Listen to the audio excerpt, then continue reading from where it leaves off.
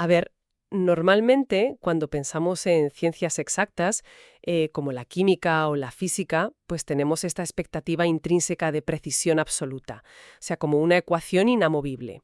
Mezclas dos partes de hidrógeno y una de oxígeno bajo unas condiciones adecuadas de presión y temperatura y, bueno, el resultado es siempre, sin una sola excepción en la historia del universo, agua. Es algo matemático, predecible y totalmente repetible en un laboratorio en Tokio o en Madrid. Claro, es causa y efecto operando en su forma más pura. Y mecánica, vamos. Las leyes naturales no tienen días libres, no dependen del estado de ánimo del investigador, ni de si ha dormido bien o mal. Es lo que hay. Exacto. Pero luego damos el salto al terreno del éxito personal, a todo esto de la creación de riqueza material, y de repente esa hermosa precisión matemática parece que se esfuma por completo en el aire. Porque el consenso general es que empezamos a hablar de suerte, de tener los contactos adecuados en la industria, de la herencia que te deja tu familia o incluso de nacer en el código postal correcto. Básicamente, el consenso nos dice que la prosperidad es un terreno de juego completamente caótico, casi como una ruleta de casino donde pues unos pocos tienen las fichas trucadas. Y esa es, fíjate, precisamente la fricción cognitiva que hace que el material que estamos revisando hoy en nuestra inversión profunda sea tan disruptivo, porque hoy vamos a desentrañar un compendio de notas exhaustivas basadas en los principios de un audiolibro, de un texto clásico que tiene más de 100 años de antigüedad. Hablamos de La ciencia de hacerse rico de Wallace Wattles. Y, a ver, hay que entender que el autor no eligió ese título como, no sé, una metáfora poética o una táctica de marketing barata. Su premisa fundamental, o sea, la columna vertebral de absolutamente todo su argumento, es que generar abundancia responde a leyes tan exactas y rigurosas como la mismísima termodinámica. Y para quienes buscan navegar por este ruido constante de consejos financieros, que si criptomonedas, tácticas de mercado que cambian cada 24 horas y demás, pues volver a una premisa tan estructural resulta fascinante. Especialmente porque esto no es un tratado filosófico abstracto sobre la moralidad del dinero. Wattles lo diseñó como un manual operativo de extrema urgencia. Él quería llegar a la persona que necesita pagar las facturas hoy, proponiendo que, bueno, que la filosofía profunda puede esperar tranquilamente hasta que el estómago esté lleno y el techo asegurado. La exigencia aquí es que se apliquen estas premisas de forma empírica, probándolas en el laboratorio del día a día, en la calle. Y el punto de partida de este experimento empírico es desmantelar la culpa que siempre asociamos a la ambición. El texto arranca con una declaración súper categórica. Dice que existe un derecho inalienable a la prosperidad. Sin embargo, lo interesante aquí es que no fundamenta este derecho en la codicia o el egoísmo o una especie de superioridad social, sino que lo basa en la mecánica evolutiva y en la biología más básica y fundamental. Vale, vamos a desgranar esto un poco porque, claro, justificar la riqueza a través de la biología así de primeras suena un salto lógico inmenso. O sea, yo me pregunto, ¿cómo narices se conecta la cuenta bancaria con la evolución de las especies? Es que parece que no tiene nada que ver. Ya, suena raro. Pero si observamos cualquier organismo vivo en la naturaleza, desde una simple semilla de roble hasta un ser humano, vemos que su impulso inherente no es simplemente sobrevivir ahí en un estado de animación suspendida. Su impulso natural es la expansión incesante de su propia vida. Por ejemplo, una planta busca instintivamente más luz para desarrollar más hojas. En el caso del ser humano, esa expansión es tridimensional. Hablamos de expansión física, mental y espiritual. Y para que una mente humana alcance su máximo potencial cognitivo, pues necesita acceso a la información, educación, tiempo libre para el debate, para reflexionar y la capacidad de viajar para exponerse a nuevas ideas. Claro, y en una sociedad estructurada en torno al intercambio de valor económico, todas esas herramientas de expansión cognitiva y física pues tienen un coste. O sea, se necesita capital para comprar los libros, para asegurar una nutrición óptima que permita al cerebro funcionar correctamente, para garantizar el descanso. Bajo esta óptica, conformarse con la escasez no es un acto de nobleza o de ascetismo superior, sino una negación total del propio potencial biológico. Es básicamente truncar el desarrollo natural para el que estamos diseñados. Eso es. Lo que nos lleva directamente a la gran pregunta de la ecuación matemática que decíamos antes. Si aceptamos que prosperar es una función biológica natural y que obedece a una ciencia exacta, basada en la ley de causa y efecto, entonces ciertas variables que siempre hemos creído fundamentales quedan inmediatamente despejadas y completamente eliminadas de la fórmula. El entorno, por ejemplo. Porque si el éxito financiero dependiera exclusivamente de estar en el lugar adecuado, veríamos una uniformidad geográfica que es imposible. O sea, tendríamos ciudades enteras donde todos y cada uno de los habitantes son magnates de los negocios y regiones de al lado donde reina la miseria absoluta. Pero la realidad observable, en cualquier época histórica, de hecho, nos muestra a personas amasando grandes fortunas y a personas en la quiebra financiera compartiendo literalmente la misma calle, a veces incluso interactuando en la misma esquina comercial. Exacto. El entorno queda descartado. Hay ricos y pobres en el mismo barrio.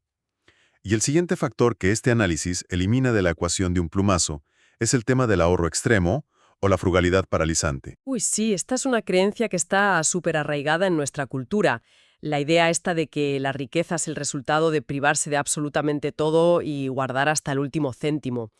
Las notas del audiolibro señalan una paradoja muy evidente aquí. Vemos constantemente a individuos que viven una vida de privación severa, recortando gastos hasta el absurdo, hasta no encender la calefacción, y que sin embargo se mantienen perpetuamente en la base de la pirámide económica. En contraste, observamos a personas que operan con un flujo de capital súper dinámico, que gastan, que invierten libremente, y oye, sus finanzas no dejan de crecer. Tal cual.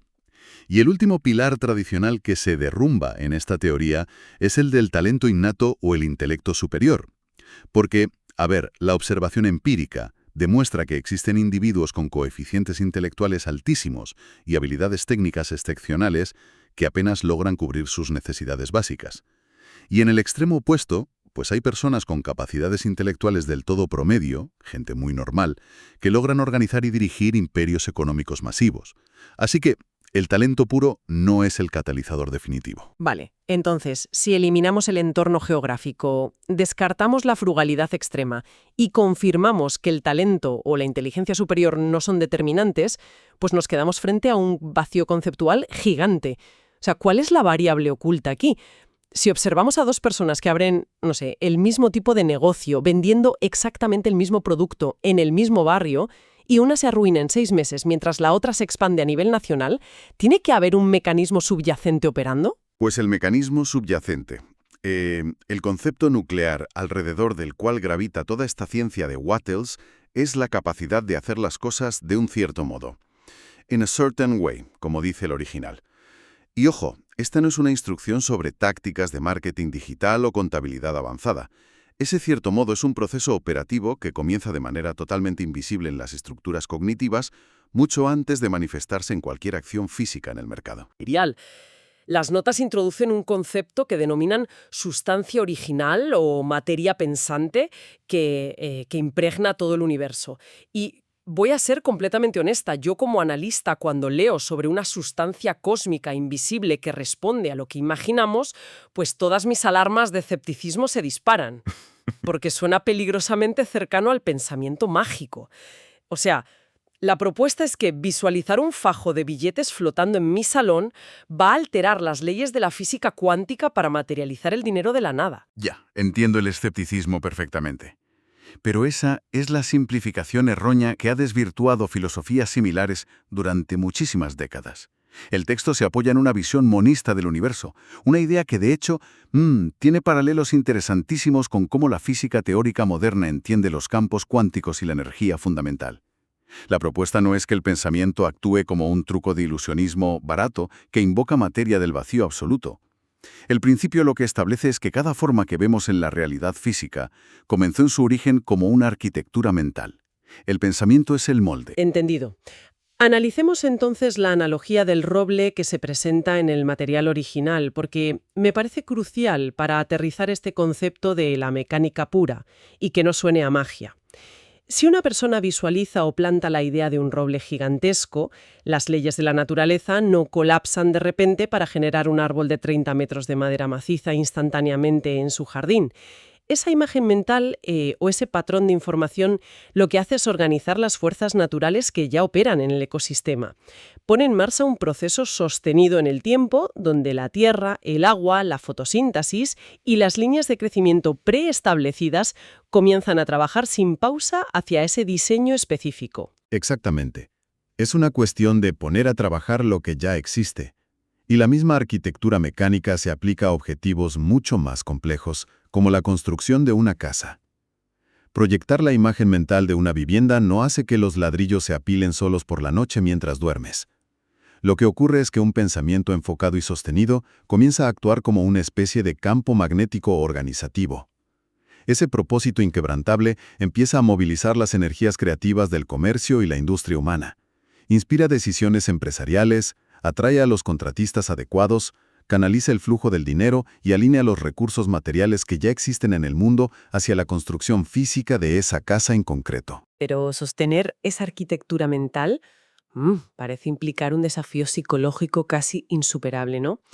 Porque las notas subrayan repetidamente que pensar en la verdad de la abundancia, mientras tus ojos físicos ven deudas acumuladas, escasez o una crisis económica brutal en las noticias, es el trabajo más arduo que puede realizar un ser humano. Requiere operar en una disonancia cognitiva deliberada con tu entorno inmediato. Totalmente. Es el trabajo más duro del mundo porque la configuración predeterminada de nuestro sistema nervioso es reaccionar a los estímulos visuales y físicos presentes. Es pura supervivencia. Si hay peligro o escasez a la vista, el cerebro proyecta más imágenes de peligro para prepararse. Romper ese ciclo exige, una disciplina mental hercúlea. Exige la capacidad de decidir de manera autónoma qué imagen sostener en la pantalla mental, ignorando la evidencia sensorial del presente si esta es adversa. Y, más allá de la resistencia, requiere una nitidez quirúrgica en la visión que envías. Claro, me viene a la mente la metáfora de enviar un mensaje al universo usando letras al azar del diccionario. Si una persona cambia de opinión cada martes sobre lo que desea construir, dudando entre, no sé, montar una empresa de software, abrir un restaurante vegano o retirarse al campo a cultivar tomates, está enviando una serie de caracteres inconexos. Para trazar un paralelismo moderno, pensemos en cómo funciona el algoritmo de un motor de búsqueda en Internet. Si abres el navegador y tecleas una mezcla aleatoria de consonantes y vocales sin sentido, Google no te devolverá resultados útiles, te dirá que no entiende nada. Para acceder a la información específica que necesitas, tu búsqueda debe ser hiperespecífica, coherente y muy precisa. Pues el sistema de Wattles sugiere que la matriz creativa de la realidad opera bajo un algoritmo de precisión similar. Es una analogía sumamente precisa, de verdad.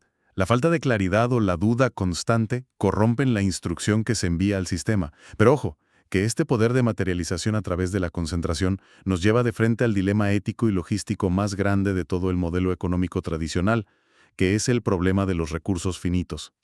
Claro, el famosísimo juego de suma cero.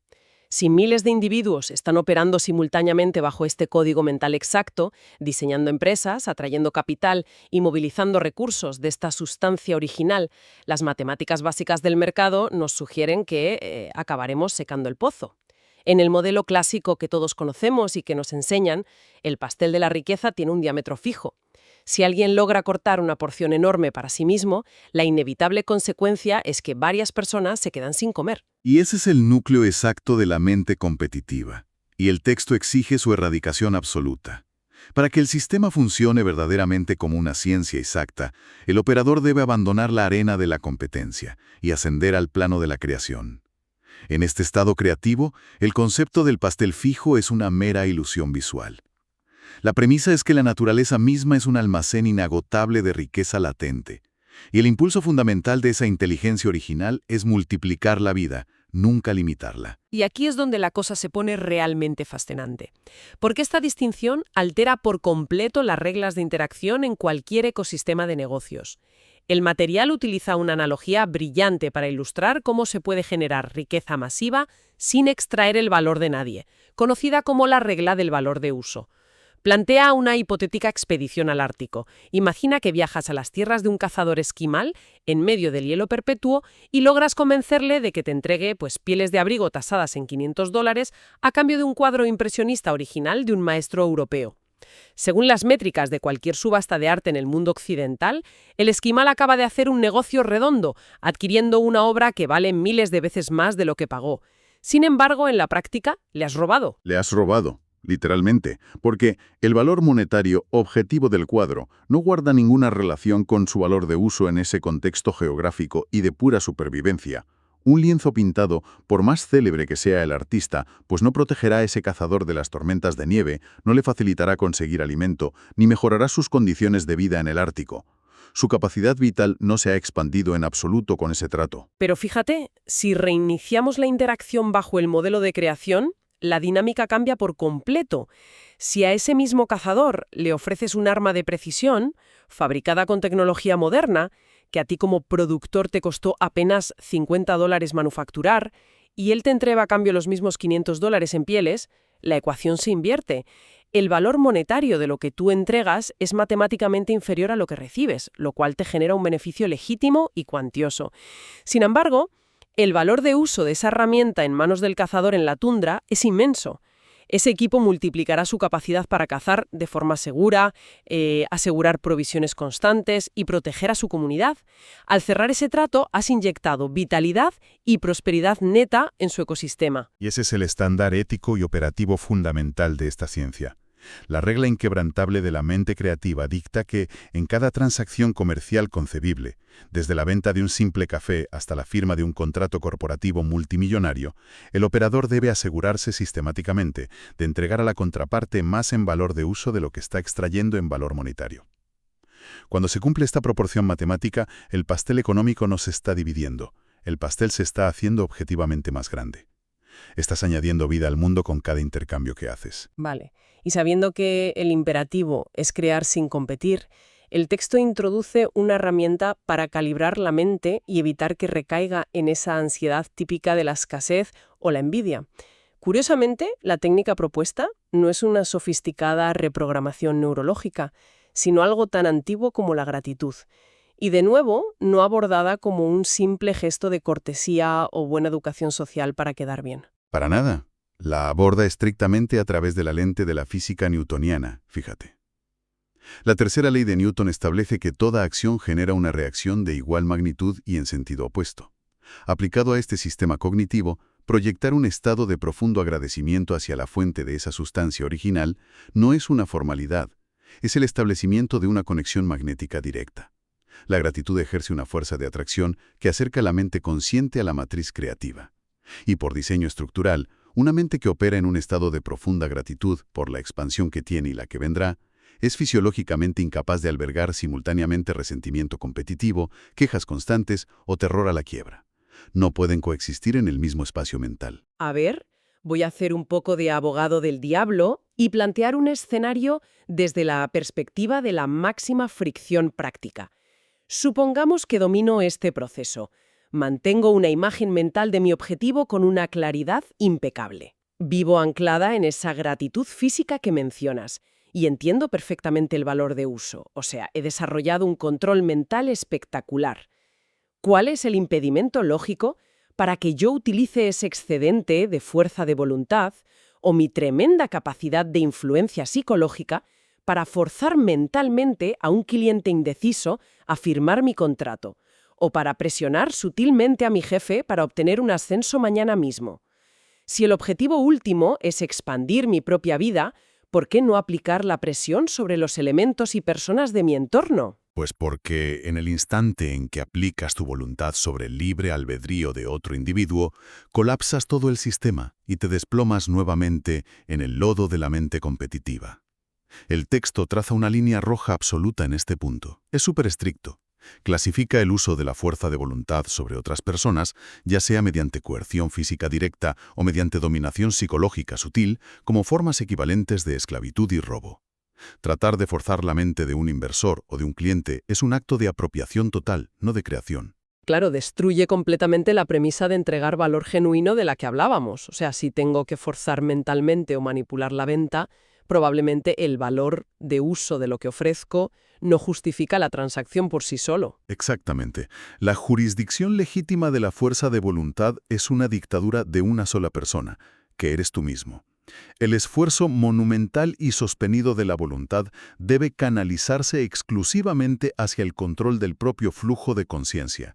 Es emplear esa fuerza bruta del carácter para obligarse a apartar la mirada de las noticias económicas catastróficas que erosionan tu visión, para obligarse a no vocalizar lamentos sobre desgracias financieras del pasado en las conversaciones con tus amigos, y para anclar la mente a la imagen de prosperidad cuando las condiciones externas son hostiles.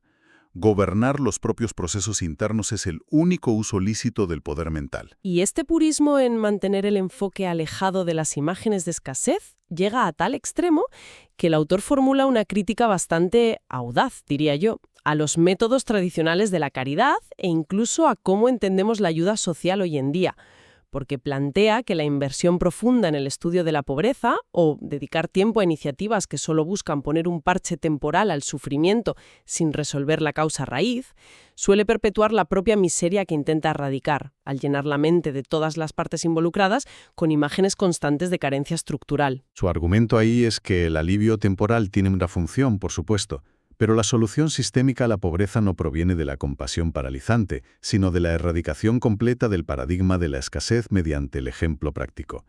La manera más poderosa y efectiva de elevar a los demás es dominar tú primero la ciencia operativa del éxito creativo.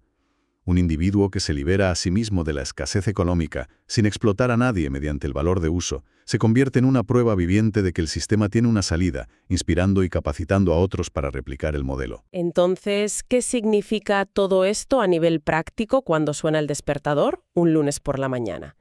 Porque si invierto toda mi disciplina en gestionar mis pensamientos, pulir mi visión de expansión y proyectar gratitud continua, sigo enfrentando una barrera física infranqueable. La máquina de coser que una persona del siglo pasado deseaba o el capital semilla que un emprendedor tecnológico necesita hoy no se van a materializar mágicamente, flotando en el centro del pasillo por mucha energía cósmica y buena onda que exista, ¿verdad? Absolutamente no. Este es el eslabón donde el esoterismo teórico fracasa estrepitosamente y donde el pragmatismo de la ciencia se impone de manera brutal.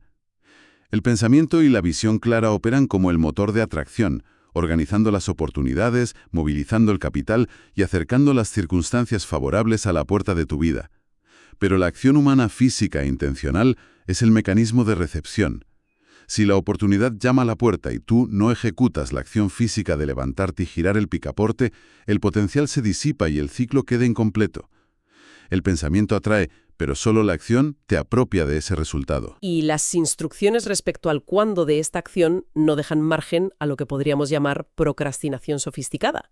Prohíbe terminantemente la parálisis por análisis, y eso de esperar las condiciones perfectas. Uno no puede actuar ayer para deshacer un error, ni puede actuar mañana en el negocio ideal que aún no se ha fundado. El único vector espaciotemporal donde la acción física produce tracción real en el universo es el presente inmediato. El ahora. La exigencia táctica es hacer en el día de hoy absolutamente todo lo que esté al alcance de uno hacer en las circunstancias actuales, sin excusas. Pero se introduce un criterio de calidad innegociable para estas acciones, que es la eficiencia radical. No se promueve la hiperactividad vacía o el trabajar 14 horas diarias sumido en el caos y el pánico. Una acción realizada de manera torpe, desconectada de la visión central, es una fuga de energía. Sin embargo, cada acción ejecutada de manera eficiente, imbuida con la fe del propósito general, es por definición un éxito atómico aislado. Si un individuo logra encadenar una masa crítica de estos pequeños éxitos eficientes y diarios, el resultado compuesto final es, pura matemática, un éxito monumental a largo plazo. Lo cual enlaza de manera magistral con la técnica final para operar en el mundo exterior, un concepto que resulta aplicable tanto para la CEO de una corporación transnacional como para el chico que te atiende detrás de la barra en la cafetería de tu barrio. Lo llama convertirse en una persona que avanza o proyectar la impresión de crecimiento continuo. La misión operativa aquí es asegurar que cualquier ser humano que interactúe contigo, ya sea un cliente, un empleado o alguien que te cruzas en el ascensor, se retire de la transacción experimentando la sensación física y psicológica de que su propia vida ha recibido una inyección de vitalidad y avance por el mero hecho de haberse cruzado en tu camino. ¡Qué maravilla de concepto! Y ese principio opera como un imán gravitacional gigantesco en el mercado y en las relaciones humanas, puesto que el sustrato de toda vida busca inconscientemente esa expansión continua de la que hablábamos al principio. Los individuos gravitan instintivamente hacia los centros neurángicos de crecimiento evidente. Si una persona domina su oficio y además irradia esta aura de expansión, aportando un nivel de valor de uso excepcional que la hace, según los términos del análisis, demasiado grande para el espacio que ocupa actualmente, la arquitectura misma del ecosistema laboral o empresarial intervendrá sí o sí. La naturaleza aborrece los vacíos y la estática, así que inevitablemente el entorno reorganizará sus estructuras para ofrecerle a esa persona canales más amplios, promociones y mayores oportunidades, simplemente porque su capacidad demostrada le manda un contenedor de muchísima mayor envergadura. Jolín, es que esto cierra un ciclo operativo verdaderamente extraordinario en nuestro análisis a fondo de hoy. Hemos trazado la evolución desde el imperativo biológico y estructural que exige recursos materiales para nuestro pleno desarrollo humano, analizamos la necesidad de programar la visión mental con la precisión de un código informático algorítmico y desmantelamos la ilusión económica del pastel finito y el juego de suma cero para instalar la dinámica expansiva del valor de uso incondicional. Restringimos la soberanía de la fuerza de voluntad al gobierno férreo del propio carácter y pusimos a rodar los engranajes mediante la acción eficiente, impecable y ejecutada estrictamente en el aquí y el ahora, convirtiéndonos en vectores de crecimiento para todo aquel que entra en nuestra órbita. Un resumen perfecto. Y si conectamos toda esta teoría impecable con la volatilidad del mundo exterior, el texto nos regala una última herramienta conceptual fundamental para procesar la adversidad inesperada. Pensemos en alguien que aplica la fórmula al milímetro, sostiene su visión mediante gratitud constante, ejecuta acciones eficientes cada día y aún así, de repente, experimenta cómo un proyecto vital o un negocio crítico se hunde de manera abrupta en el último momento. Lo que instintivamente cualquiera de nosotros etiquetaría como un fracaso catastrófico y la prueba irrefutable de que el sistema completo es una farsa monumental. Correcto, el instinto empuja directamente al cinismo, pero el análisis revela que, operando en el plano creativo, este evento no es un fallo del código, se conceptualiza como un fracaso aparente y es interpretado literalmente como un mecanismo de protección. La estructura sostiene que una inteligencia conectada de mayor amplitud está monitorizando el tablero completo. Si ese proyecto fracasa inexplicablemente a pesar de la acción correcta, es porque su materialización significaba que el individuo se iba a conformar con un bien menor.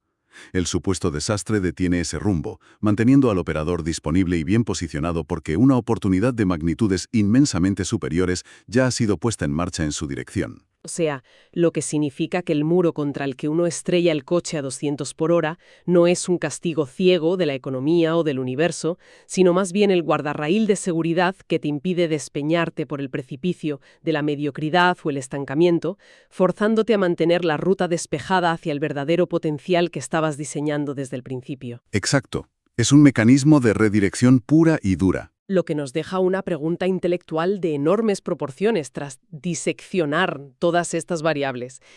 Para quienes nos escuchan, si estamos dispuestos a probar la hipótesis empírica de que la realidad opera como una compleja maquinaria impulsada por las leyes de causa y efecto de nuestra atención y nuestro nivel de servicio, y que cada colapso repentino en el trayecto es en el fondo el ecosistema completo despejando agresivamente nuestro camino, ¿cómo cambiaría drásticamente la narrativa de nuestras vidas si dejásemos de procesar nuestros peores reveses y fracasos económicos como grandes tragedias finales y empezásemos a analizarlos fríamente como la primera pieza clave de una victoria matemática expansiva? Es una disonancia cognitiva fascinante que merece ser explorada en nuestro día a día. Hasta la próxima exploración a fondo.